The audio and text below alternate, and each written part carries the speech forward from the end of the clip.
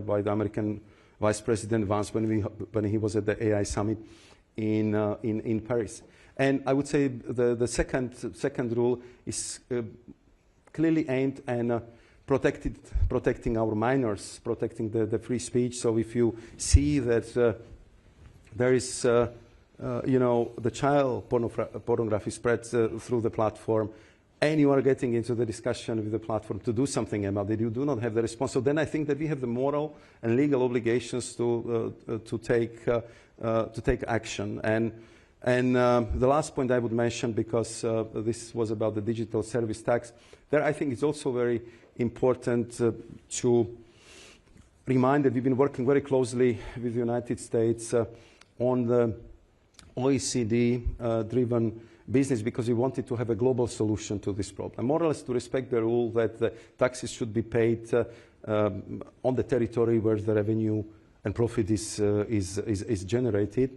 And there, I think that we had That's not how we do it in other industries, though, right? We normally. I mean, what we wanted to avoid was to simply create some possibility for the new modern tax havens or some kind of so-called tax optimization, where especially the big companies can simply avoid to pay any taxes. That was the motivation behind that. But we understand that this is something what the U.S. administration wants to discuss to get the more details, and of course we're prepared for the dialogue. So now imagine, let's hope everything works out this week, and then we have and then we sign a EU-U.S. free trade agreement next week. But imagine that doesn't happen. Right, and you're going to retaliate. How do you think about that retaliation? Of course, many economists will say, the retaliation also involves harms to your own consumers, to your own businesses. Last time, the EU pretty specifically targeted exporters in Wisconsin and Kentucky because they were seen as being represented by influential politicians in the U.S. In that similar vein, have you thought about targeting, say, specific senior advisors of the U.S. president and their companies? No, we are not.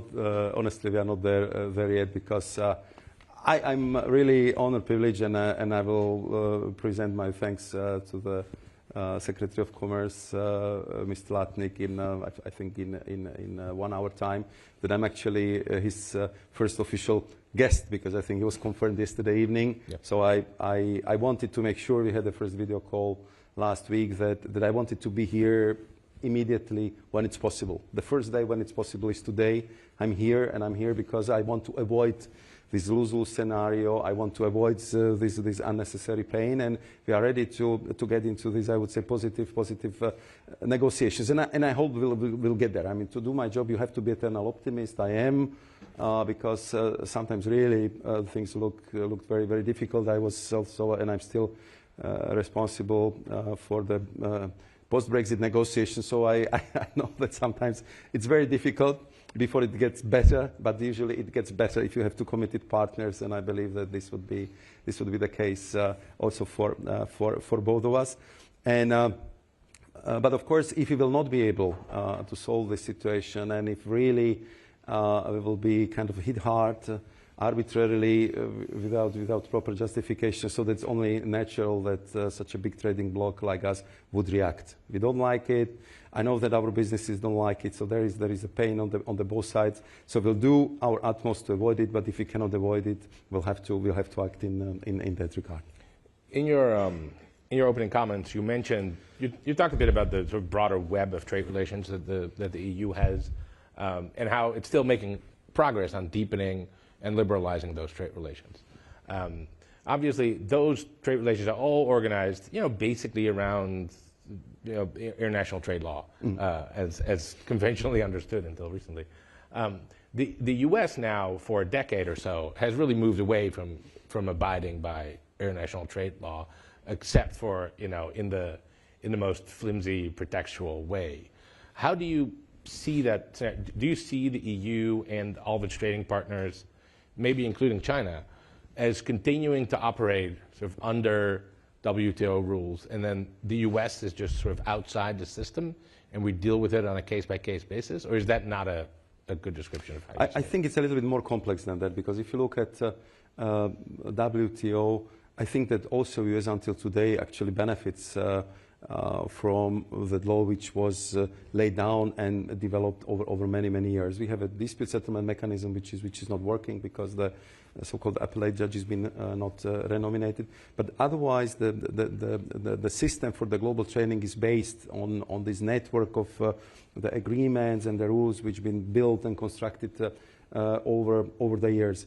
Of course, if the US would be fully involved, fully back, it would have completely different dimension. But we feel from discussion with our partner that first and foremost the WTO is a very important organization, but of course it needs reforms as well. It has to adjust, it has to adapt to the 21st century. I mean, when WTO became as a I would say successor to the GATT agreements, we didn't have internet at the time. We didn't have the digital services. We didn't have, I would say, many of the products even existing at that stage. So clearly, this has to be fixed. This has to be I would say modernized.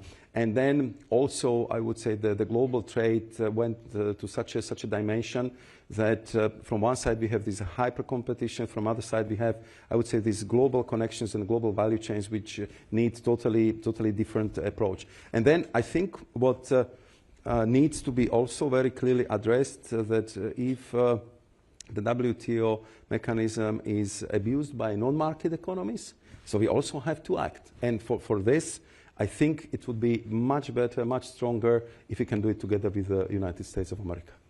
One final question before I turn it over to our audience. Next year, the carbon border adjustment is supposed to kick in. How do you think the U.S. is going to respond to that? I think, I mean, that's again something what we have to discuss. I mean, first and foremost, I think what is very important is that we knew that this is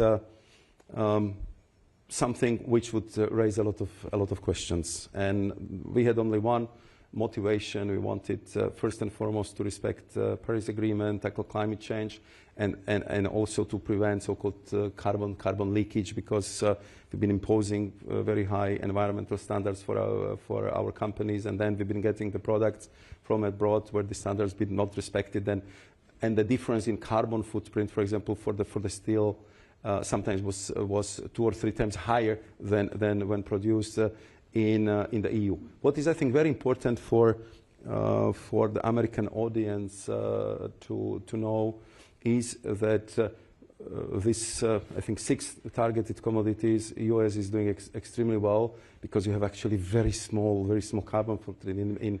In many of them, you're actually cleaner than the European products.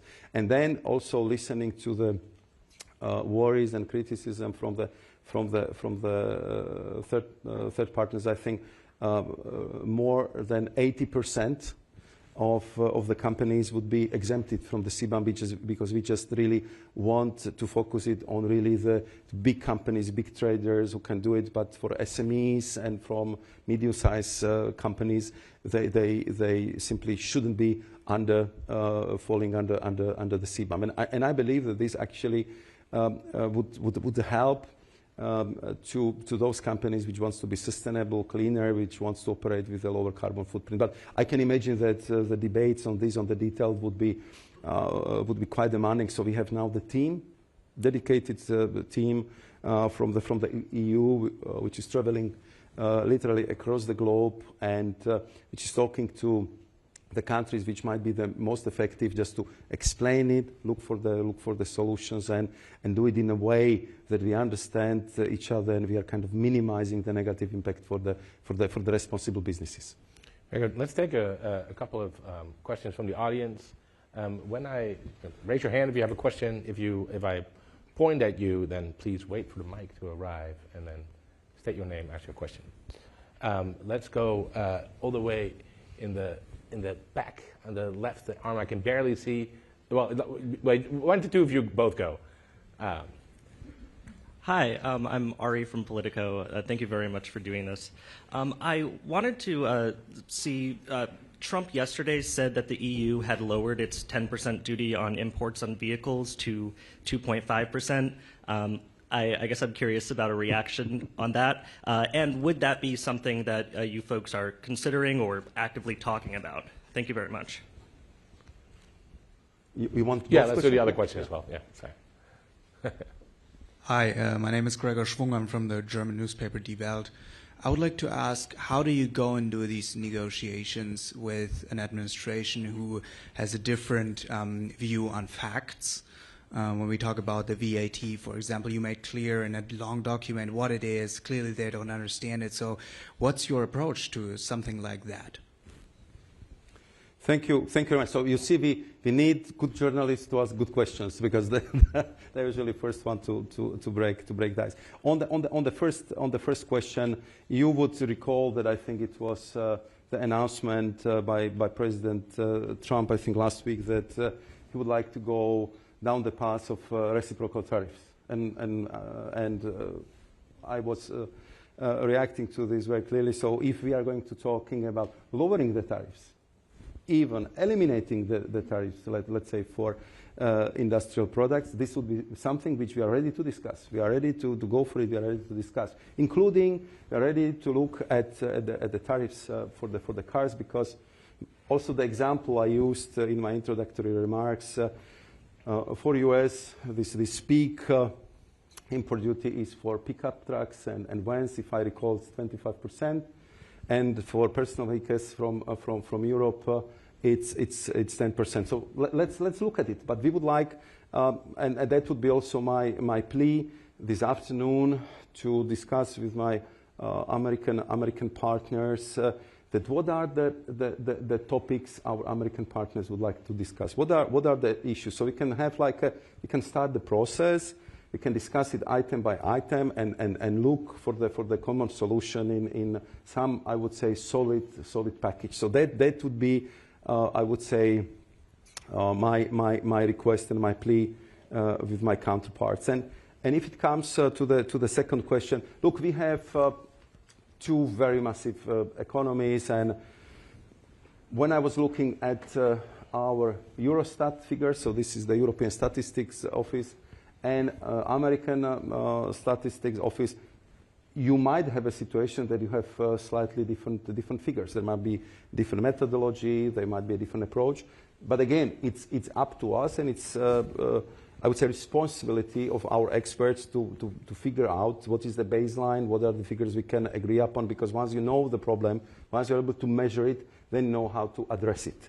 And this is, I would say, the method which we will be also proposing in this particular case, including explaining how the VAT works, that I would say that we can really compare it to the sales tax here. It's paid by the consumers. It's never paid by the businesses, because businesses are getting reimbursed. And I think it's we are not alone who is using it, because I think it's more than 150 countries on this planet which have the same system. So we hope that we'll be able to explain this, to discuss it, and I believe in good faith negotiations, and that would be clearly our goal. Have you suggested to the US that maybe we too should adopt the value-added tax? I am brave and courageous man, but I would like to start from the, let's say, lower ambition. Fair enough. Let's do a question over here, if we have any. Yes. Go ahead. Please wait for the mic. Sorry. Hi, Barbara Noordermeer of the Dutch Financial Daily. Thank you so much for your time. I was wondering what result of your visit this week will have you travel back to Europe, relieved, confident, excited maybe even, back to Europe, and how far or how close to that are you? That's a very good question, but I think I'll be able to tell you tomorrow. I think we planned the press conference, I think tomorrow morning. I'm looking at 9, I think. So then I will be able to share the impression from the meetings which we have, I would say, the whole afternoon today. So that would be the time to ask this question. I will do my best to give you the answer. But of course, there is enormous interest in this visit, in our discussion, because I mean, I would say that our trade relationship is so big that if one of us sneezes, the rest of the trading world might get pneumonia. So I think we have to be very, very responsible how we deal with each other and how we deal with this artery of the global trade. I mean, it's more than 30% of trading is done just between between two of us. And I know that almost straight from the plane when I will be back in Europe, we go to meet our member states and discuss further steps, because this is really like one of the top priorities, how to deal with these issues, how to deal it constructively. The US is our closest ally. We have a lot of things on the global agenda to deal with, and we definitely want to have a good and constructive partnership and relationship with US. I think we have time for one more question before I need to let you go so you can go to the White House. Unless someone immediately raises his arm. Oh, there we go. You're getting his question, not mine. Yeah. Hello, Henry from AEI. A question about the upcoming German elections. So that's obviously next Sunday. With Germany being like Europe's largest economy, do you see there being any large consequence, a big directional change on part of the EU? I think that if you look at the well-established parties, of course, I'm following also personally very, very closely. I mean, we are working on many projects in a very tight way with Germany, with the German government. Of course, the Christian Democrats are extremely well represented in the European Parliament. They are the leading forces. So I think that I have a solid understanding about the key parties in Germany. So I'm absolutely convinced that the next coalition government, because this is what is the most probable result, will be absolutely pro-European, would be very strong on defense, would be very strong on reforms in European Union, would be very pushy or on lowering administrative burden, will be very tough on cutting red tape, and would have very clear expectations how to handle better the issues linked with migration, and how to make sure that European Union as such is acting much faster, is more agile, and simply corresponds to these very, very dynamic times we are living in. Of course, as you see, everywhere the political situations is quite polarized. It's my personal observation. Sometimes I have a feeling that we still didn't manage to adapt the traditional, say, democratic instruments to this fast-paced politics generated by the social media. But I'm sure we'll learn it. We find a way how to do that, and it would be in the end for the benefit of the democratic functioning. Awesome. Thank you so much. Well, with that, Commissioner, thank you so much for coming to AEI. Welcome back anytime. Good luck. Good luck later today. Thank you. Thanks a lot.